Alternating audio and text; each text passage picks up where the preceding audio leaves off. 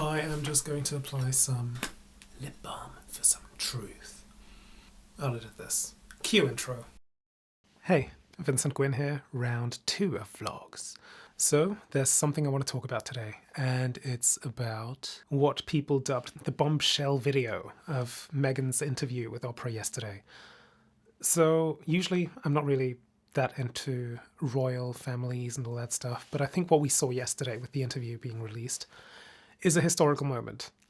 And it's for plenty of reasons. One of the reasons I was really into this is because Meghan is one of us mixed race kids in the world who is kind of like shining a light on some bullshit that she basically had to go through. And yes, this is through a lens of the royal family that she's coming from, but there was so much that I could unfortunately relate to. I wasn't actually going to watch the interview because, again, I'm like, yeah, go Meghan and Harry. Like, they want privacy, give them privacy. If they want to speak, let them speak. I think that's also a different issue because I saw some people, oh, they want privacy, now they're giving an interview. Like, it's a different matter if you actually speak versus if you keep getting hunted down. Those are two different things. But let's get to the business. The reason I wanted to touch and actually look at the interview is that before I saw the interview, saw on Twitter, a cesspit of the internet. You get to see almost everything. Also has some good stuff, but saw some comments of people like really analyzing her body language and her facial expressions and say, oh, she's lying about this and that and this. And people just kind of doubting that she was suicidal, saying, oh no, she wasn't. That's not your decision to make if someone's suicidal or not. So Meghan, for those who haven't got any context, mixed race American, marries into the royal family without knowing much about the royal family, which, yeah, like, why would you need to know about that? Who cares?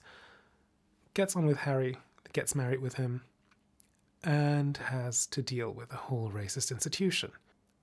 And it isolates you. I mean, for me, coming from a place where mixed race kid in Switzerland, my mother, black, was a DJ, touring around in Europe, met my dad in Switzerland. They got on well, married, had kids. I was one of them. Switzerland is not a very diverse country, so I stuck out like crazy, and that just already isolates you on a degree that I was not aware of until I actually moved out to London, where the experience was completely different. So it's one thing being a different colour in a country where, I'm just going to be upfront, is mostly white. You think, oh, what's the issue with that? And I wish I could see things that simple nowadays, but there's things that I had to go through that I wish I didn't. So the first one is the isolation, as in you start feeling very off. From an early age, I already felt very weird not seeing myself represented in any media or like things. Early example, hated my hair, never grew it out, always wore baseball caps. I consider this grown out. This is the first time I actually grew out my hair. And I mean, it's not super long, but I've grown it out since I came to London. Basically, wanted to have straight hair, was upset that all the kids in my class had straight hair and I didn't. And I mean, that's no one's fault that they have straight hair. Like, who cares about that? The issue was that I didn't see anyone like me. I felt weird. And that's how it started. There was nothing super malicious. That's just a fact. Like, if you stand out in a way where you kind of feel ugly or you don't fit, because you are so far removed from the beauty standard that you can't even compare yourself. You're like, oh, something's wrong with me. I don't fit in here. And that was just like bubbling feelings as a kid that I had. Go into school. Kids can be dicks, as I'm pretty sure everyone knows. And I immediately had a massive target on myself, which at that point I didn't really know what racism was, or that it would have had anything to do with race at all. I just thought I was different. But I was singled out in my school years. So the Swiss school system, you kind of go to primary school first, and then you get into something, at least in Basel. I think every place, every canton, which is kind of like a city, is different. And in Basel, after you do your primary school, you go to Orientierungsschule, which is like I guess secondary school. I have to confess, I'm not that familiar with the British or the US school systems, but it's like what comes after primary school. It's kind of where you prove yourself, and that kind of sets you up for whatever path you take next. And that was 3 years for me in Switzerland. And those years were literal hell. To give you an idea, I had to go to hospital because I had a hole in my head at one point because the bullying got too far. I did not want to go to school. For me, it was like a survival experience. Every day I'd go in, and I could almost count on the fact that I'd get beaten. And that was kind of before the internet was a big thing.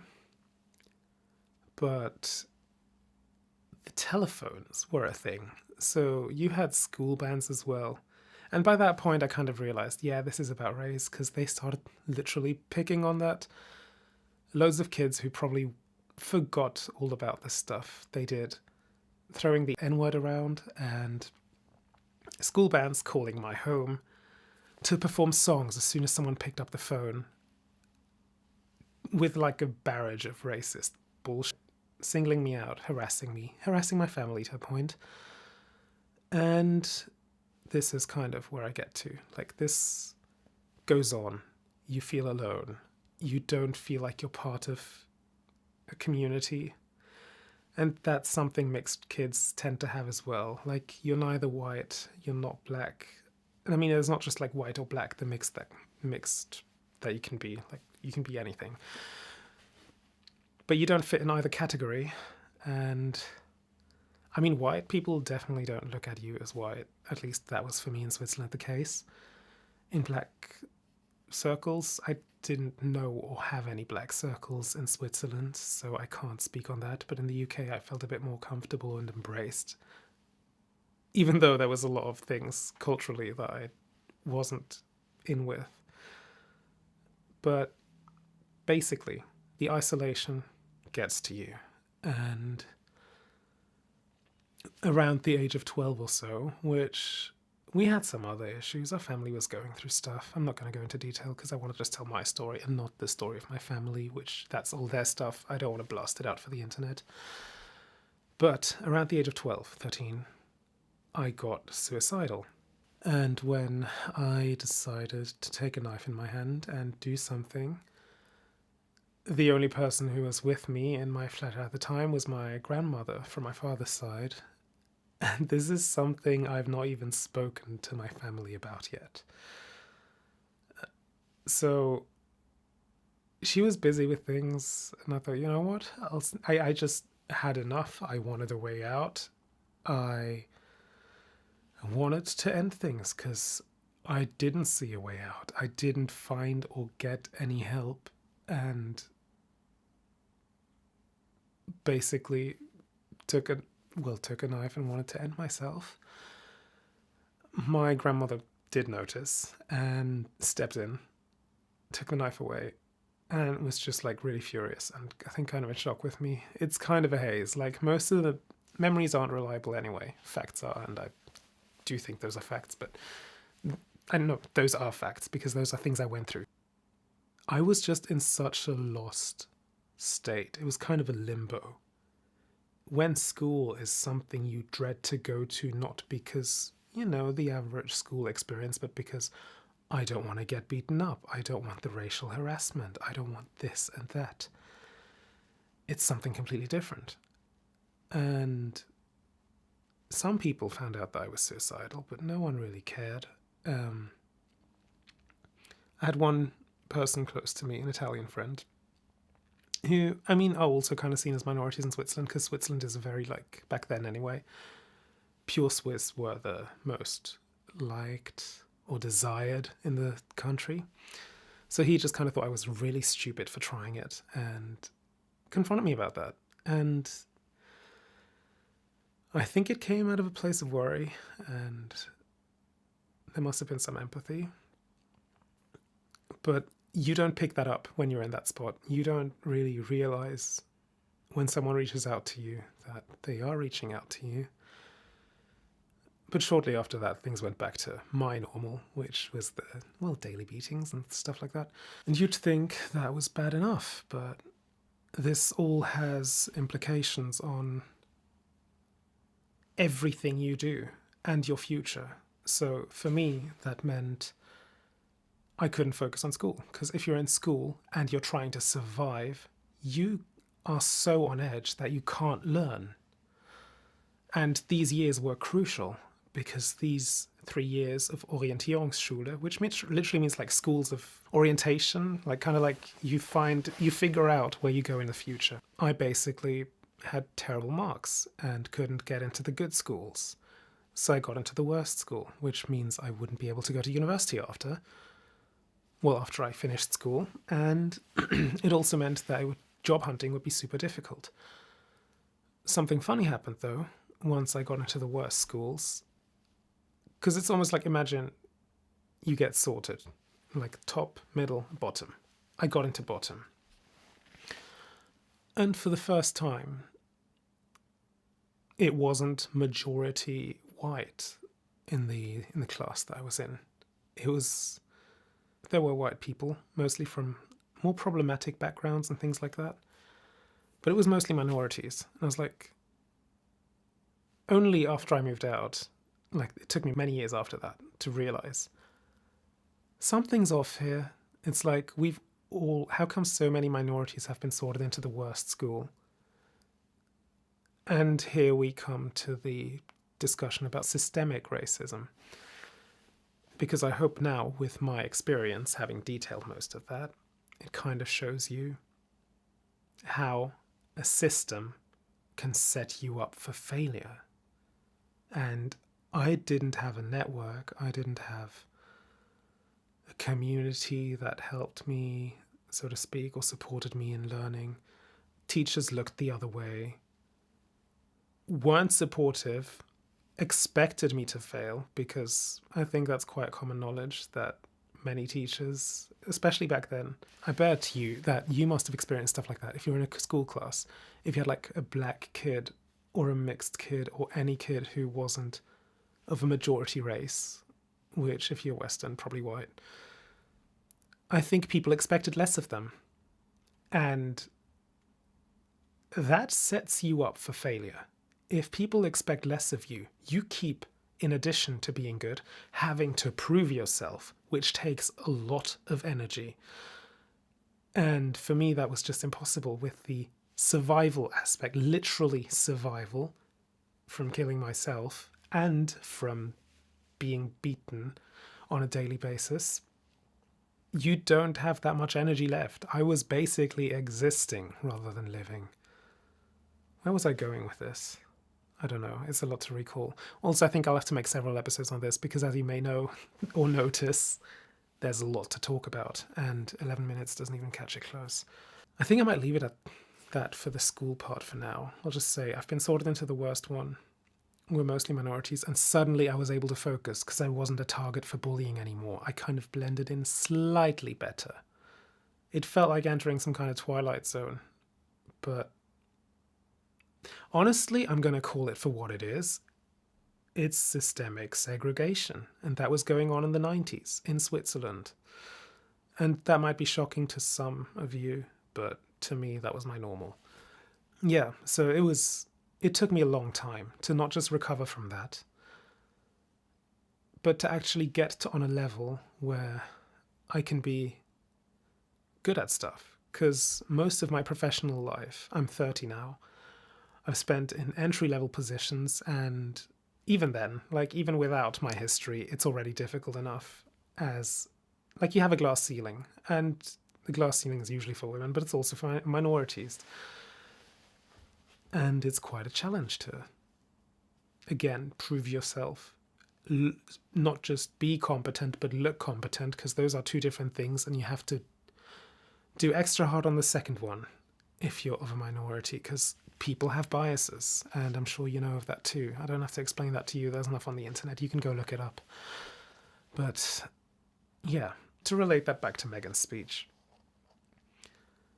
it's an isolating experience that she went through, and having people microanalyze her behavior and say, oh, she lied about being suicidal because, I don't know, maybe she looked away, she didn't look into each other's eyes. Also, as I record this, you probably noticed I can't keep staring into the lens because searching for thoughts, memories can be painful, and it's like you can't just be strong all the time. So for me, what was the most surprising part about the interview with Oprah was none of what Meghan said. Even the part of oh yeah, is the baby gonna be brown or something? Like, what's the color of the baby gonna be?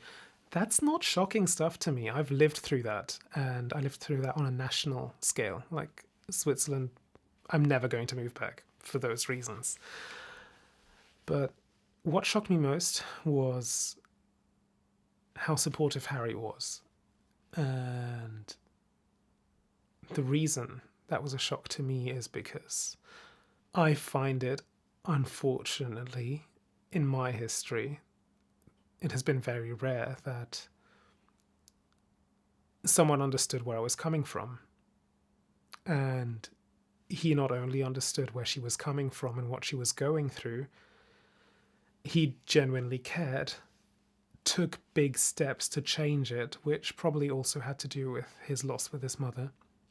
Moving out of a country, cutting ties with your royal family, or like just even in a professional setting.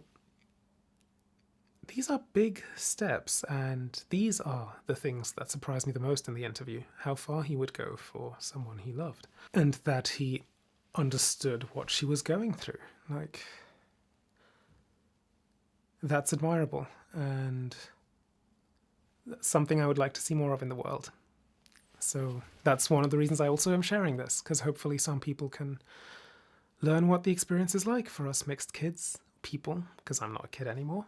I was a kid. I hope to see some more representation, not just for people like me who could have really done with it, but also people who might be majority and don't realize just how different the experience for us is.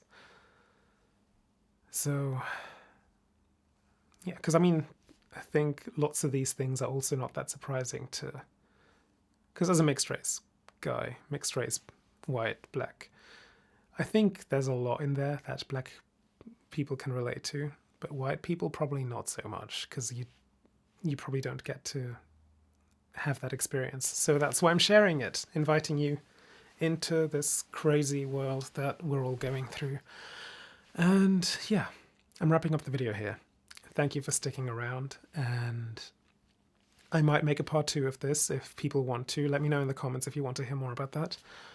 And yeah, just let me know what you thought of the topic in general, if it changed anything in how you see the world, or if anything of this has been surprising to you. And if you watched the interview, what you thought of it. But yeah, subscribe if you want to see more of this kind of stuff, and I'll be back next week with another video.